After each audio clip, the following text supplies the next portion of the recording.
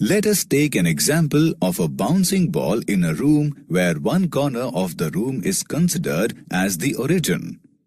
We can take any corner of the room as origin of reference, and relative to that the coordinates of the point change.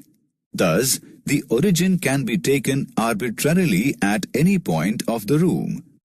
Let us start with an arbitrary point O in space and draw three mutually perpendicular lines x dash OX, y dash OY, and z dash OZ through O. The point O is called the origin of the coordinate system, and the lines x dash OX, y dash OY, and z dash OZ are called the x-axis, the y-axis, and the z-axis respectively. The positive direction of the axis is indicated by arrows with thick lines.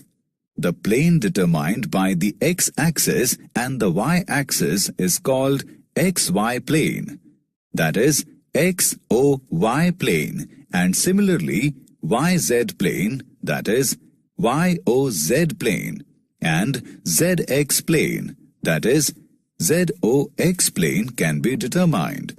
These three planes are called coordinate planes. The three coordinate planes divide the whole space into 8 parts called octants. Coordinates of a point in space. Let P be any point in space. Through P, draw perpendicular PL on XY plane meeting this plane at L.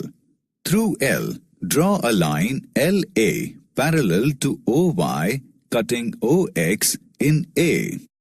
If we write OA is equal to X, AL is equal to Y, and LP is equal to Z, then X, Y, Z are the coordinates of the point P. Again, if we complete a rectangular parallel piped through P with its three edges, OA, OB, and OC, meeting each other at O and OP as its main diagonal, then the lengths OA, OB, OC, that is X, Y, Z, are called the coordinates of the point P.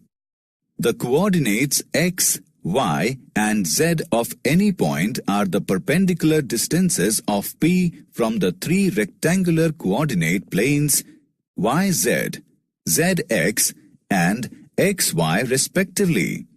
Thus, given a point P in space, to it corresponds a triplet X, Y, Z called the coordinates of the point in space. Conversely, given a triplet X, Y, Z, there corresponds a point P in space whose coordinates are X, Y, Z.